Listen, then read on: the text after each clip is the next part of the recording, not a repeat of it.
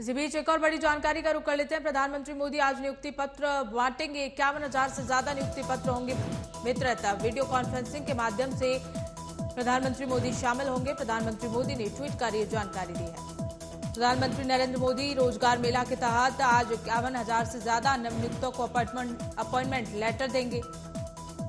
प्रधानमंत्री मोदी सुबह करीब 10:30 बजे वीडियो कॉन्फ्रेंसिंग के जरिए जुड़ेंगे और साथ ही साथ नवनियुक्त भर्तियों को 51,000 से ज्यादा नियुक्ति पत्र बांटेंगे। पीएमओ की ओर से कहा गया है कि पीएम इस रोजगार मेले के दौरान युवाओं को संबोधित भी करेंगे। पीएमओ की ओर से ये भी कहा गया कि 51,000 लोगों को अपॉइंटमेंट लेटर अलग अलग विभागों में जॉब के लिए दिए जाएंगे। बड़ा अपडेट, जहां प्रधानमंत्री मोदी आज नियुक्ति पत्र बांटेंगे। 51,000 से ज्यादा नियुक्ति पत्र बांटे जाएंगे। साथ ही साथ वीडियो कॉन्फ्रेंसिंग के माध्यम से इसमें प्रधानमंत्री मोदी शामिल होंगे, लोगों को संबोधित भी करेंगे। जितने भी युवा इस आयोजन में, इस कार्यक्रम में शामिल होंगे, उनको प्रधानमंत्री मोदी संबोधित करते हुए नजर आएंगे। प्रधानमंत्री मोदी आज नियुक्ति पत्र बांटेंगे। तो वहीं एक और बड़ी जानकारी का रुख कर लेते हैं। केंद्रीय मंत्री अमित शाह आज गांधीनगर के दौरे पर पश्चिमी क्षेत्रीय परिषद की बैठक को करेंगे। बैठक की अध्यक्षता करते हुए नजर आएंगे। बैठक में यौन उत्पीड़न और दुष्कर्म के मामलों की चर्चा की जाएगी। बैठक का आयोजन राज्य परिषद सचिवालय में रखा गया है। बड़ा अपडेट, जहां बैठक में यौन उत्पीड़न और दुष्कर्म के मामलों पर चर्चा होगी। बैठक का आयोजन राज्य परिषद सचिवालय में रखा गया है। इसे लेकर अमित शाह आज पश्चिमी क्षेत्रीय परिषद की 26वीं बैठक का आयोजन करेंगे। यौन अपराध और दुष्कर्म जैसे मामलों पर इस बैठक में चर्चा होनी है। कई बड़े नेता और मंत्री इस बैठक में शामिल होंगे और लगातार बैठक में यौन उत्पीड़न और दुष्कर्म के मामलों पर चर्चा होगी। यौन अपराध और दुष्कर्म जैसे मामलों को लेकर इस बैठक में महत्वपूर्ण निर्णय लिए जा सकते हैं। अमित शाह आज पश्चिमी क्षेत्रीय परिषद की 26वीं बैठक करेंगे, जिसमें केंद्रीय गृह मंत्री इसकी अध्यक्षता भी करेंगे। साथ ही साथ बैठक में यौन उत्पीड़न और दुष्कर्म के मामलों पर चर्चा की जाएगी।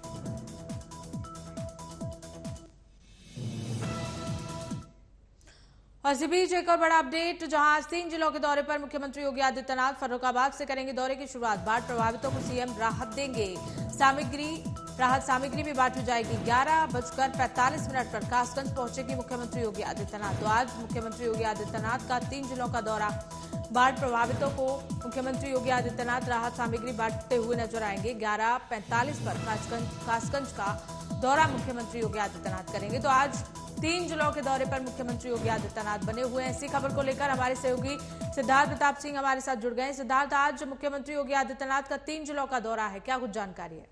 जी बिल्कुल, सुबह 10:45 में फर्रुखाबाद से करेंगे दौरे की शुरुआत। बाढ़ प्रभावितों को सीएम राहत सामग्री वितरित करेंगे। उसके बाद फिर विकासखंड राजेपुर के जमापुर में सामग्री का वितरण करेंगे। 11:45 पे कासगंज पहुंचेंगे मुख्यमंत्री योगी। बाढ़ प्रभावित क्षेत्रों में राहत सामग्री की वितरित करेंगे। 12:15 पे बरौना से शाहजहांपुर के लिए रवाना होंगे। दोपहर 12:30 बजे हेलीकॉप्टर से पहुंचेंगे CM. Shivmangal Singh degree college पहुंचेंगे सीएम योगी और बाढ़ प्रभावित क्षेत्रों का निरीक्षण करेंगे। तो तीनों दौरे तीन जिलों के आज दौरे पर रहेंगे सीएम, और जहां जिस जगह पर बाढ़ प्रभावित है वहां पर जाकर राहत सामग्री बांटेंगे और निरीक्षण भी करेंगे कि क्या क्या व्यवस्थाएं की गई है सरकार द्वारा, क्या क्या व्यवस्थाएं मिल रही हैं। तो आज काफी महत्वपूर्ण दौरा है सीएम का 3 जिलों का। बिल्कुल सिद्धार्थ, 3 जगह आज पहुंचेंगे मुख्यमंत्री योगी आदित्यनाथ। ऐसे में प्रशासन की ओर से क्या कुछ व्यवस्था की गई है?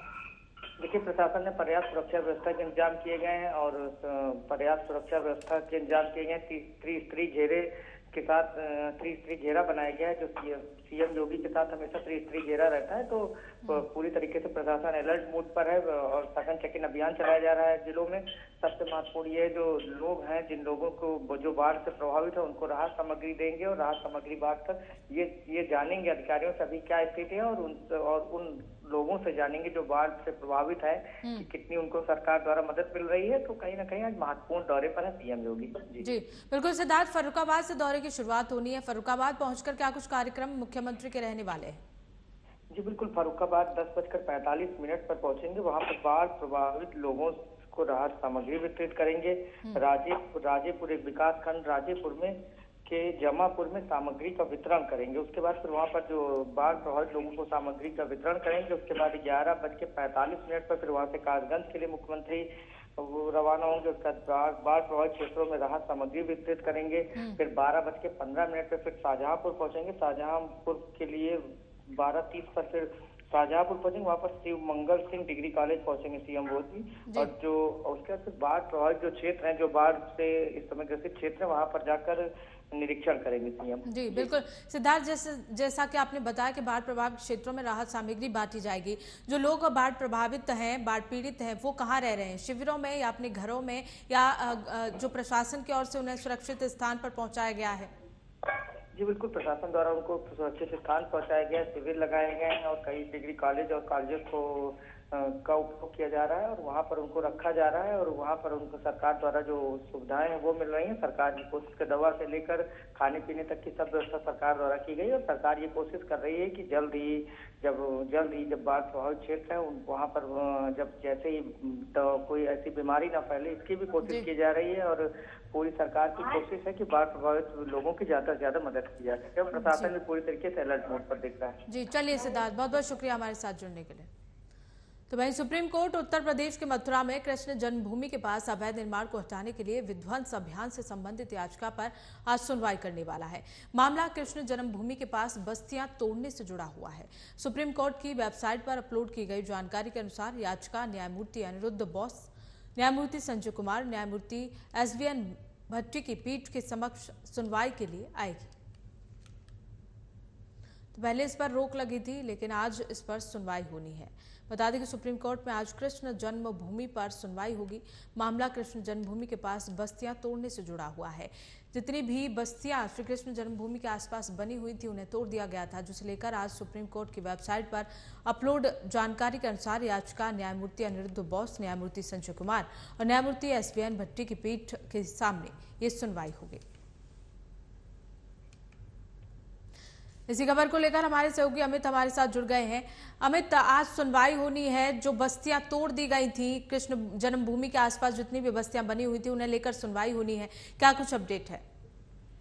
जी बिल्कुल, मैं बताना चाहूंगा कि पिछली बार कोर्ट ने जब बस्तीकरण का काम चल रहा था उस समय ये जो मुस्लिम पक्ष था वो सुप्रीम कोर्ट पहुंच गया था और वहां से सुप्रीम कोर्ट ने इनकी सुनवाई करके रोक लगा दी थी। आज उसी रोक पर दोबारा सुनवाई होनी है। 3 जो बेंच बैठेगी और वो सुनवाई करेगी और उसमें ये निर्णय होगा कि रेलवे ने जो ध्वस्तीकरण किया है, जो वहां पर लोगों के मकान बने हुए थे उनको यथास्थिति रखी जाए या उन पर जो है दोबारा से काम चालू करके रेलवे का काम चालू किया जाए।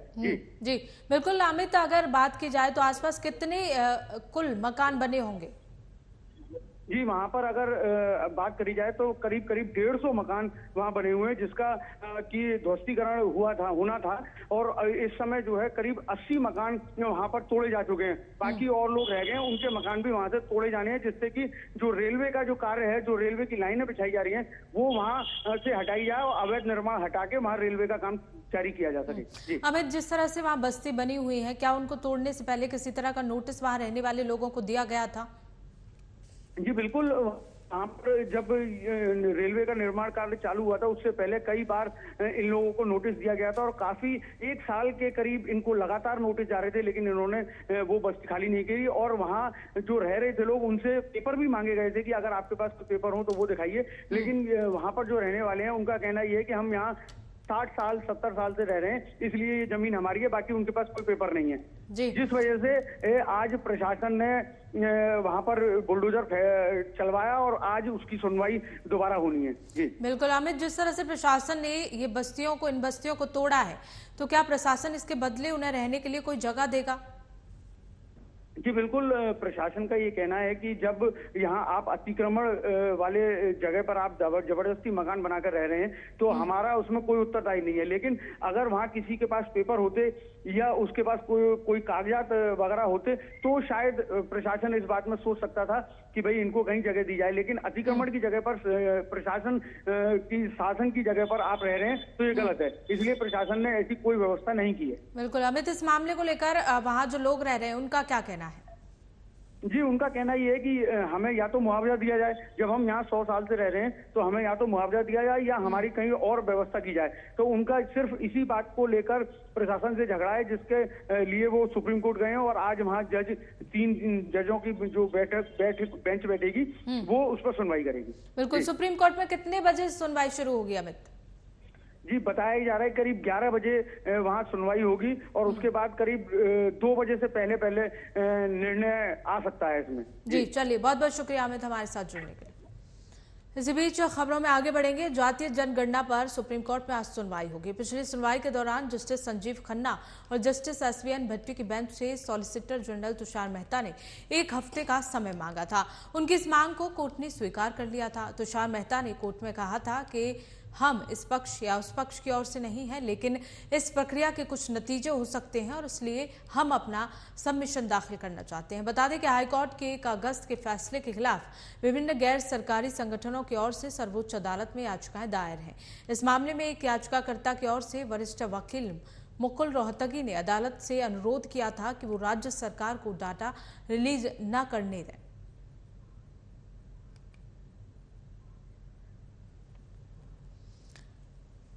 तो इसी खबर को लेकर हमारे सहयोगी पटना से संजीव राय जुड़ चुके हैं। संजीव, एनजीओ ने यह याचिका दाखिल की है, उस याचिका में क्या कहा गया है?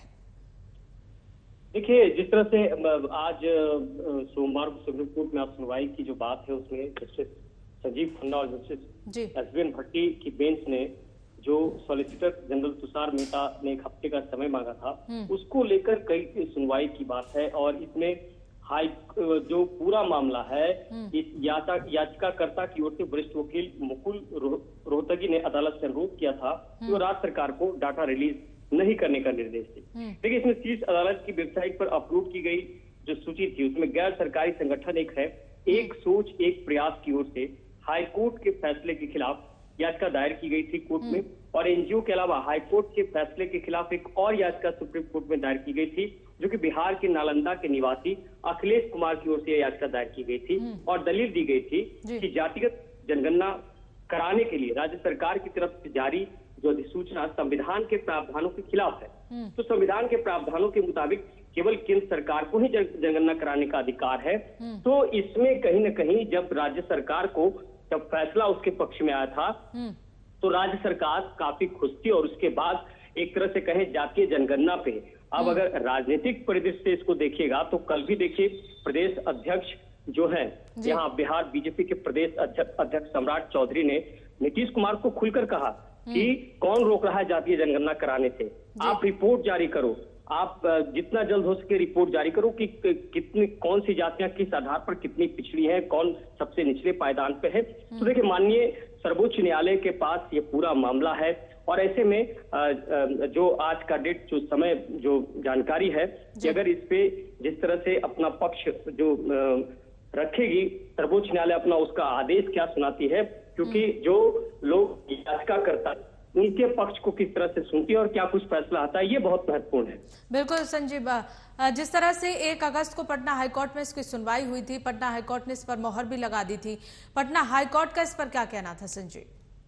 देखिए, पटना हाईकोर्ट ने जो मुहर लगाई थी उसमें राज्य सरकार की ये दलील थी कि जो जनगणना है उस जनगणना को वो कराना चाहती है, अपने खर्च पर कराना चाहती है। वो जानना चाहती है कि बिहार में आखिर क्या कुछ स्थितियां है। और देखिए, नीतीश कुमार की अगर हम बात करें, मुख्यमंत्री नीतीश कुमार ने लगातार ये कहा है कि जातीय जनगणना के आधार पर ये साफ हो जाएगा कि जो जातियां पिछड़ गई, पिछले पायदान पे रह गई, आर्थिक रूप से कमजोर है।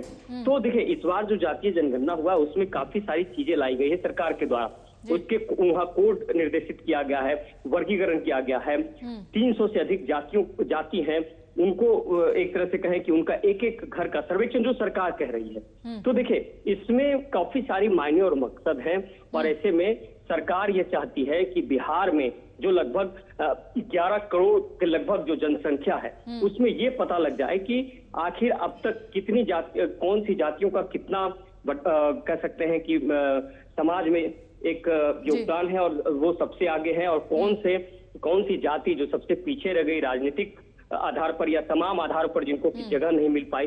तो ये सारी चीजें हैं, दलील है। और ऐसे में जब कानूनी प्रक्रिया में कोई चीज आती है तो वो माननीय सर्वोच्च न्यायालय हो या फिर हाईकोर्ट हो, उसमें जो दलील होती है, जो लॉ होता है, उसके आधार पर ही सारी कार्रवाई होती है। जी बिल्कुल संजीव, विपक्ष ये आरोप लगाता रहा है सरकार पर कि सरकार जब चुनाव आते हैं तभी ये जातीय जनगणना का मुद्दा उठता है। इस पर नीतीश कुमार की क्या प्रतिक्रिया है? देखिए, देखिए, ये राजनीतिक मुद्दा की बात जहां तक आपने कही कि विपक्ष जो है लगातार हमलावर है, देखिए केंद्र सरकार की तरफ से कोशिश जरूर थी राज्य सरकार की कि इसको हरी झंडी मिले, क्योंकि जो खर्च होगा वो अब पूरा राज्य सरकार को वहन करना है। उसके अलावा केंद्र सरकार की तरफ से जब बिहार को हरी झंडी नहीं मिली, तब कहीं न कहीं बीजेपी के लिए कहीं न कहीं एक कांटा बना। और उसके बाद आप देखी होंगे कि जब जातीय जनगणना की बात होने लगी, नीतीश कुमार आगे आकर तमाम चीजों को देखने लगे। उनके जो सहयोगी दल के लोग हैं बिहार में, जिस तरह से आरजेडी है, सीपीआई है, सीपीएम है, कांग्रेस है, तमाम दलों ने एक साथ नीतीश कुमार का साथ दिया। उसके बाद बीजेपी को ये लगने लगा कि कहीं न कहीं अब ये जो है समर्थन करना जरूरी है। तो बिहार में बीजेपी ने फिर उसके बाद खुलकर बिहार में बीजेपी ने कहा कि आप कराइए, हम आपके साथ हैं। और यही कारण था कि कल की एक सम्राट चौधरी ने कल जिस तरह से बयान दिया कि जातीय जनगणना कौन रोक रहा है, कहाँ नीतीश कुमार को। ठीक है संजीव, बहुत बहुत शुक्रिया हमारे साथ जुड़ने के लिए। खबरों में आगे बढ़ेंगे। लोकसभा चुनाव 2024 में बीजेपी से मुकाबला करने के लिए बने विपक्षी गठबंधन INDIA की अगली बैठक 31 अगस्त और 1 सितंबर को मुंबई में होगी। बैठक से पहले कांग्रेस प्रवक्ता आलोक शर्मा ने INDIA में कुछ और राजनीतिक पार्टियों के शामिल होने की बात कही है। उन्होंने कहा कि एनडीए की पिछली बैठक में शामिल होने वाले 38 दलों में से 4 विपक्षी गठबंधन के संपर्क में है। जल्द ही वो INDIA के साथ जुड़ जाएंगे। कांग्रेस प्रवक्ता बोले, INDA में और विपक्षी दल जो 4 NDA में शामिल थे, कभी वो 4 दल इस बैठक में शामिल होने जा रहे हैं। और ये दावा करते हुए उन्होंने कहा है कि NDA के 4 दल जो हैं वो INDA में शामिल होंगे।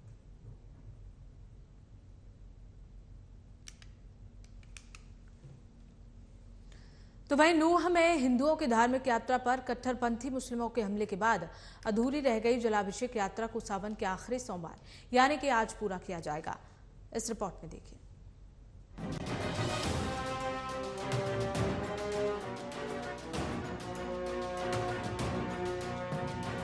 कट्टरपंथी मुसलमानों द्वारा हिंदुओं के हर त्योहार पर प्रहार करना आम बात है, चाहे रामनवमी पर शोभा यात्रा हो या चाहे हनुमान जयंती हो। लगातार हो रही जिहादियों द्वारा पथराव से कोई भी हिंदू नहीं डरने वाला है, जिसके चलते नूह में हिंदुओं की धार्मिक यात्रा पर कट्टरपंथी मुसलमानों के हमले के बाद जलाभिषेक यात्रा पूरी करने का निर्णय लिया गया है, जिसको इस सावन के आखिरी सोमवार को पूरा किया जाएगा। विश्व हिंदू परिषद ने ऐलान किया है कि सावन के आखिरी सोमवार को नलहड़ में महादेव के जलाभिषेक के साथ ब्रजमंडल यात्रा फिर से शुरू होगी। विश्व हिंदू परिषद का ये भी कहना है कि फिरोजपुर झिरका में जलाभिषेक के बाद पुन्हाना के सिंगार मंदिर में जलाभिषेक तक ये यात्रा अनवरत रूप से जारी रहेगी। विश्व हिंदू परिषद के इस ऐलान के बाद प्रशासन ने हरियाणा सरकार को पत्र लिखकर इंटरनेट पर बैन लगाने की भी सिफारिश की है। इसी बीच एक हिंदू संगठन को यात्रा करने का RDX से हमले की धमकी मिली है। इस बीच विश्व हिंदू परिषद के राष्ट्रीय संयुक्त महामंत्री सुरेंद्र जैन का कहना है कि नूह में 28 अगस्त को पूरे दलबल के साथ ब्रजमंडल शोभा यात्रा निकाली जाएगी। इस बारे में प्रशासन को भी सूचित कर दिया गया है। बता दें कि इस यात्रा में लोगों की संख्या को कम या ज्यादा किया जा सकता है, लेकिन यात्रा को पूरा हर हाल में किया जाएगा। जिहादियों पर लगातार हो रही बुलडोजर से कार्रवाई के बाद भी उनके कान पर जू तक नहीं रेंगी है। बता दें कि इस बीच विश्व हिंदू तख्त के अंतर्राष्ट्रीय प्रमुख और anti terrorist front of India के अध्यक्ष वीरेश संडियाल को भी धमकी मिली है कि अगर नलहड़ महादेव में फिर से किसी यात्रा को निकालने की कोशिश की गई तो उसे RDX से उड़ा दिया जाएगा। इस मामले में उन्होंने पुलिस में भी शिकायत दर्ज कराई है। उन्होंने कहा कि धमकी देने की वजह से हम पीछे नहीं हटेंगे। Bureau report, news watch India.